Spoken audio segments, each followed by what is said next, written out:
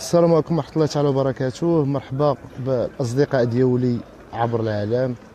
اليوم إن شاء الله الرحمن الرحيم تنتمنى أولا باش الصوت يكون واصل مزيان، وريتما يدخل واحد العدد اللي هو كافي باش نبداو إن شاء الله الرحمن الرحيم. مباشر اللي بغيت نتواصل به إن شاء الله الرحمن الرحيم مع الأصدقاء ديالي بما دخل. مرحبا بخويا مراد، مرحبا بخويا مراد من الناس ديال بلجيكا، مرحبا خويا انور، مرحبا بسي مراد. خويا مراد شويه الحمد لله على كل حال، الحمد لله على كل حال. يعني مرحبا بكم مجموعين، توحشتكم. يعني تنتمنى يعني هذا المباشر وقيله موالف تندير مباشرات من صفحه خريبكا نيوز، ونظرا انني بعثت عليها، يعني ماشي بعثت في خطره، يعني باقي ادمينستراتور برينسيبال، ولاني ما بقيتش ننشر فيها خليتها للمجموعه ديال مرحبا بكم مجموعين، خليتها المجموعه ديال الاصدقاء يعني عبر العالم، ومازال ندخل لي زادمين وتنظن راهم على عند حسن الظن. السلام خويا عبد الرحيم الحجاج، السلام عليكم، مرحبا بكم مجموعين. تنظن بانهم عند حسن الظن ديال المتتبعين. يعني من هاد البلاصه اللي هو الحي ديالنا كي تتشوفوا، حي هنايا الحمام، كاين الطوس، كاين يعني بالقرب من المسجد العتيق في خريبكا. يعني هاد البلاصه اللي قادوها الناس ديال الحومه، يعني ماشي الدوله. تتشوفوا حنا مريحين هنايا، يعني اقدم حي في البيوت. شوفوا يعني هاد الشيء مقادينو الناس. مرحبا بسيدي رشيد، مرحبا بخويا رشيد، مرحبا بتزيو ديلا، مرحبا بسي رشيد بالناس ديال فرنسا، وبالمناسبه تنشكروك. مرحبا بسي الياس، الله اكبر.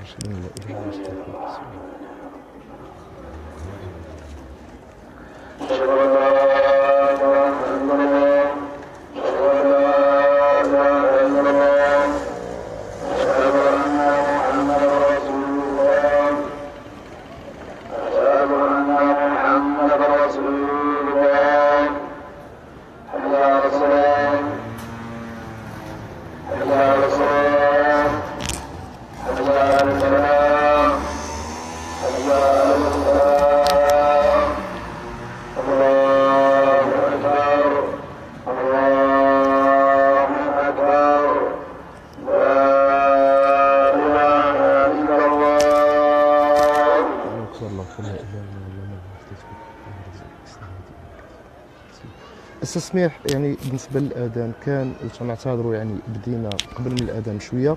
اخويا رشيد مرحبا بك. خويا مراد من قدام القهوه ديال الدرب ديالتنا، وليتي تجمعوا فيها اغلبيه ديال ولاد الحي اللي اقدم حي هنا في خريبكا، يعني والاغلبيه ديالهم تتعاني البطاله، بالرغم من ان الاباء ديالهم يعني هذه البلاصه هي البيوت القدام.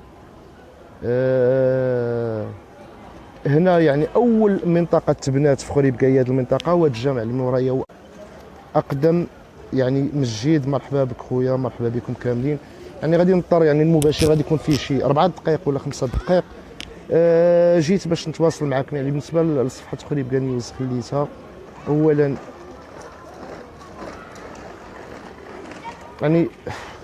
يعني اولا ضحيت بالخدمه ديالتي، وانتم كتعرفوا يعني قريت كنت ما بين المجتهدين والناس اللي معروفين لنا في خريبكا ولا في المنطقه، يعني كنت من الناس اللي تيقراو مزيان.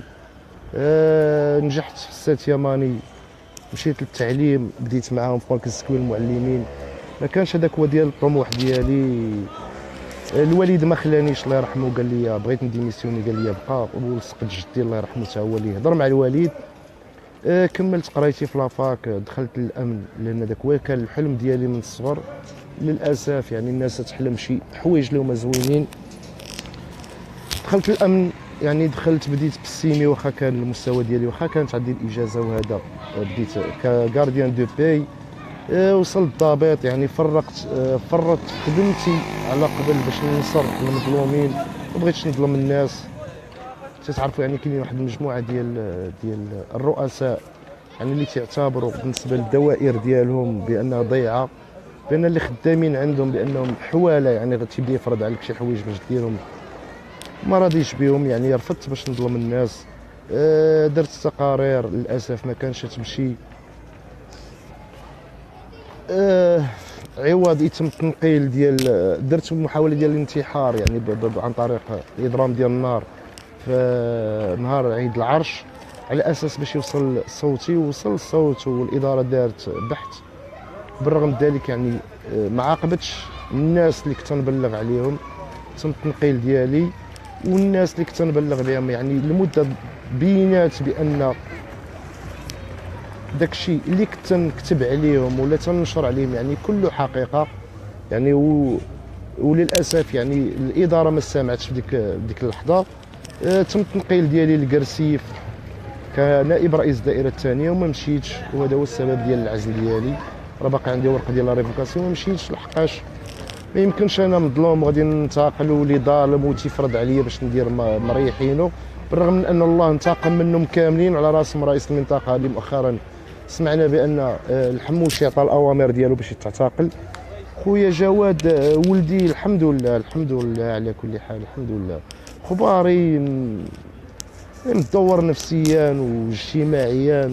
وعلى قبل هذا الشيء تنعاود يعني ما كاينش معاه من، وندمت حقيقه ندمت، لان دمرت المستقبل ديالي، دمرت سنوات ديال القرايه ديالي على قبل الناس اللي ما يستحقوش.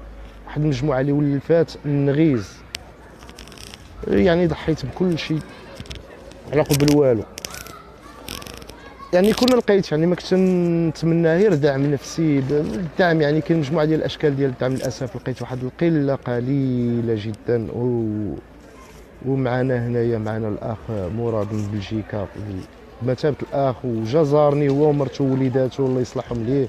كاين الاخ رشيد معنا هنايا حتى هو لي صديق ولد الدرب فرنسا، اللي ازرني وجا باش يزورني في السجن، وقالوا لي ما عندك ما دير هذاك راه لا تعرفتي معاه، يعني جاي خصيصا باش يزورني من فرنسا، هذاك راه لا مشيتي تدخلتي ولا ترابطتي معاه ولا راه غادي يفعلوا لك وتولي متبوع بحال انايا.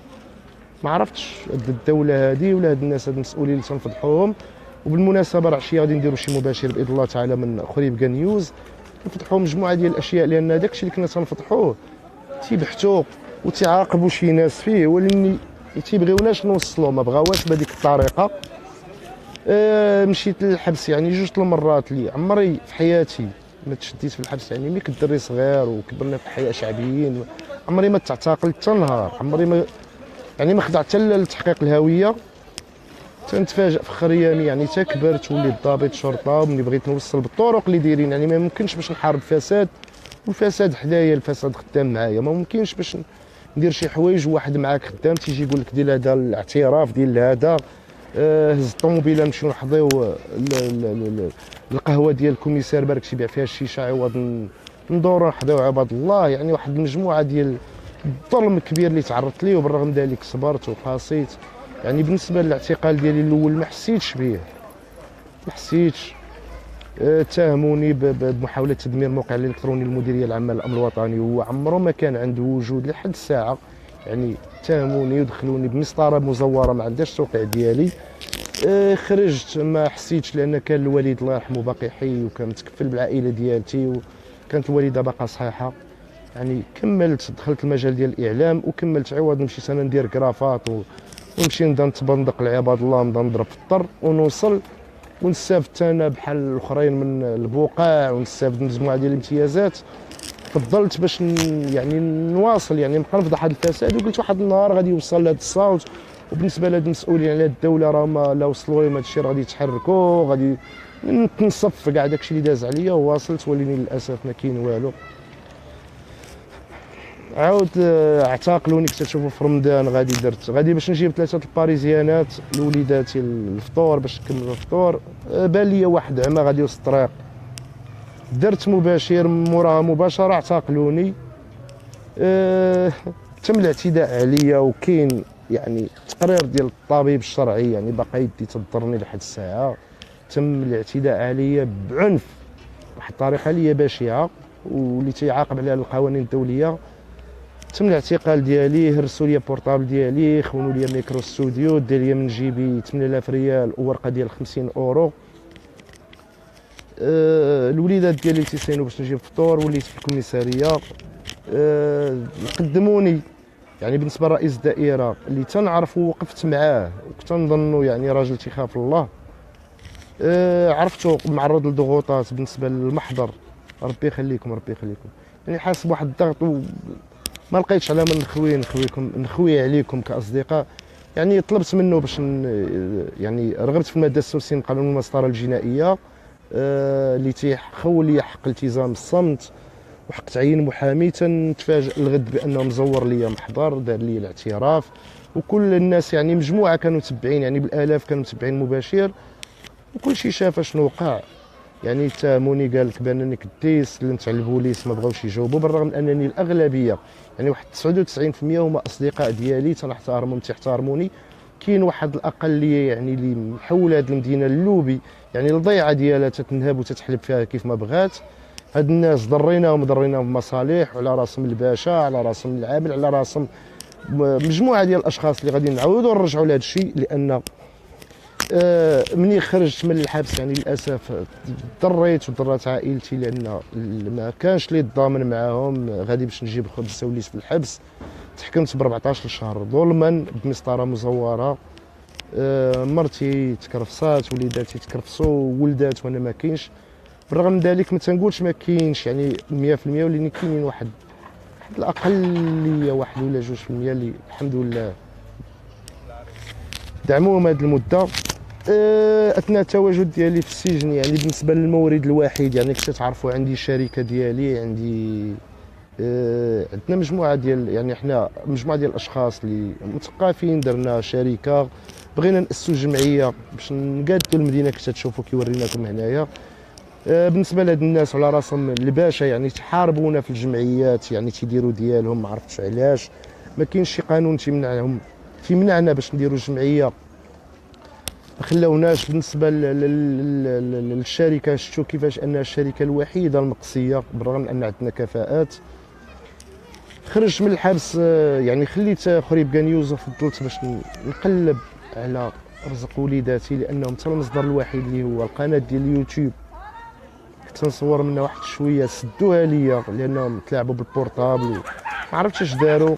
يعني المجهود ديال واحد 7 سنين ديال الخدمه ضربوه ليا بزيرو. بالنسبه للتضييق باقي، يعني تنفكر في الهجره. واحد المجموعه ديال الاصدقاء تنتمناو باش يكونوا شاهدوا لي، واعدوني باش يساعدوني باش نهاجر باي طريقه كانت، يعني باي ثمن كان. يعني الدم ديالي نعطيه، لان هذه البلاد اللي عطيناها وربنا والدينا على الحب ديالها وهذا الشيء هو السبب ديالنا. يعني هذه البلاد ولات بالنسبه لي انا كرأي شخصي ولات بحال شي فيرما، يعني ولينا بحال شي حواله. هاد المسؤولين تيشوفوا فينا حنايا بان حواله ما تنحسوش، تتهموا من الثروه ديال هاد البلاد. شفنا في راس العام يعني تنشوفوا هاد التثقيل، يعني متقلين بالبوليس وبهذا، يعني تهديدات ارهابيه. ما كاين لا ارهابيه لا تحمص، ولكن الاغلبيه ديال المسؤولين اللي عندهم ما عرفتش علاش الدوله تتعطي الناس اللي عندهم دوبل ناسيوناليتي ولا هذا تتعطيهم يشدوا صيفط مسؤول. يعني كاملين مشاو تيدوزوا كونجياتهم على برا وراس العام على برا، وتيطلقوا ولاد الشعب على ولاد الشعب. الله يبارك فيكم. يعني بالنسبه تظلمت وتكرفصت لحد الساعه باقي تنتكرفصوا، وحامدي الله وشاكرينو. هاد الناس ملي خرجنا بغينا نروموا الحياه ونقلبوا على رزق وليداتنا، لان ما لقيناش مع من، ولان هاد الناس يعرفوا الحبس. يعني انت تبغي تهضر على حقك ولا تبغي تهضر على شي واحد، ساهله باش يصيفطوك للحبس، ساهل يصيفطوا اي واحد على وجه الارض. قول اللي بغيتي ويديروا لك محضر هما اللي بغاو، ويقدموك بوراق جاهزين ويحكم عليك القضاء. وبمناسبه بالنسبه لهاد القضاة ولا هذا، تتعرفوا بان بنادم مظلوم، وتعرفوا بان الناس من حقهم يدليو باي حاجه باش تثبت البراءه ديالتهم. انا كنت التمس باش يرجعوا الكاميرا ديال الباب ديال الاداره اللي تعتقلت من قدامها، ما رجعوش ليها، وصار بانكم دايرين هذوك الكاميرات. يعني لو كان رجعوا غادي يبان الحقيقه. ولان هاد الناس هاد الشيء مطبوخ. وهاد الناس يعني ملي خرج بديت غادي بجنب الحيط، يعني ماشي خوف، وعمري ما نخاف، خايف على قبل وليداتي لان ما نستعدش. يعني باش نكرفصهم اكثر ما هما مكرفصين دابا، وكثر ما يعني على الاقل يعني خاص تصوروا باش الواحد يكون موظف في اطار في دوله متوفر ليه كل شيء ويضحي بكل شيء على قبل عباد الله، وفي الاخر يلقى هذوك الناس اللي ضحى على قبلهم حتى واحد، اغلبيه ما يستاهلوش، اغلبيه ولفوا. يعني غادي نقطع هذا المباشر دابا، ونتمنى ما نكونش ثقلت عليكم. هذه بالنسبه للناس اللي وعدوني، يعني من الناس ديال الخارج، يعني باش نهاجر تنتمنى باش يساعدوني باش نمشي نبني المستقبل ديالي، باش نبني المستقبل ديال وليداتي. لو تيبقاو فيا يعني تنشوف ولادي الصغار 3 شهور الاخرين كبروا بداو تيكبروا، المطالب ديالهم تتزاد وما كاينش مستقبل ليهم في هذه البلاد هذه ديالنا. المستقبل هنا في هذه البلاد ديال الناس مسؤولين لا غير. وبالمناسبه يعني واحد المجموعه ديال الاشخاص اللي فيما تكتب ضدهم شي حاجه في شي جريده ولا هذا، تجيني من ناس اخرين بانهم تيشكوا فيا انا، راه لا بغيت نضرب شي واحد لا نعطي شي واحد راه ما تنخاف من حتى واحد، اقسم بالله الذي. والحبس والله ما تيخلعني. لو كان باقي الوالد ولا كان شي واحد اللي يقدر يتكلف ليا بوليداتي وكان ظلموني وتشديتو، هذا غادي نواصل ونزيد نفتح وعندنا دواصات تقال، ولاني ما مساعدش يعني الا كان عندي انا الجهد باش نمشي للحبس باش هذا ما مساعدش باش نخلي وليداتي يتكرفسوا. تنتمنى من الناس اللي توجهت لهم يعني باش يساعدوني باش نهاجر، لان ما عنديش معلومات. هذه المدينه ديال تخريبكا الاغلبيه تيهاجروا، ما عنديش فكره، لان عمري ما فكرت باش نخوي المغرب ولا فكرت باش نسافر منه ولا هذا. واللحظه ما كرهتش اليوم قبل من غدا نتهز ونتحط في دوله اخرى، ولو كان يعني نمشي ناكل فيها الحجر الله ما نتفكر نتعذب في دوله اخرى ولا نتعذب في هذه البلاد اللي كي قلنا عطيناها كل شيء. يعني تم الملك يعني اللي توجهنا ليه مجموعه ديال الفيديوهات، وكاينين اللي كنت باقي معزول يعني باقي ما تطردش، مجموعه كبيره ديال الفيديوهات توجهت للمدير العام للامن الوطني. يعني ملي جا الحموشي كنت ننتظر فيه خير، الى الملك استجاب ولا الحموشي استجاب ولا يعني بالرغم من ان بالنسبه للملك تضربت على قبل تصويرته باش ما تحرقش، وكي كنت تعرفوا بوج دور وعامين وانا داير كرسي، يعني لا صحه بقات لا مستقبل بقى لا يعني ديكوتيت. واللي مصبرني في الدنيا هما وليداتي. تنتمناو باش نخليكم ما نكونش ثقلت عليكم، وعشيه ان شاء الله الرحمن الرحيم. نتلاقاو في مباشر في صفحه خريبكا نيوز، والسلام عليكم.